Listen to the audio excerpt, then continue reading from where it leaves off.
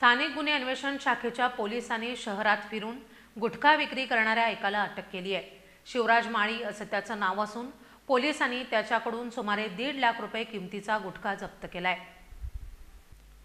Police अधीक्षक योगेश कुमार गुप्ता यांनी शहरासह जिल्ह्यातील अंमली पदार्थ तस्करी आणि विक्री करणाऱ्यांच्या विरोधात कारवाई करण्याच्या सूचना जिल्ह्यातील सर्व अधिकाऱ्यांना दिल्या होत्या।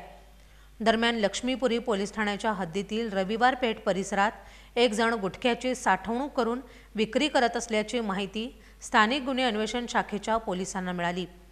पोलिसांनी आज दुपारी रविवार पेठ परिसरात छापा कारवाई करत शहरात गुटखा विक्री करणाऱ्या एकाला अटक केली आहे। शिवराज माळी असं त्याचं नाव असून पोलिसांनी त्याच्याकडून सुमारे 1,62,000 रुपयांचा गुटखा जप्त केलाय।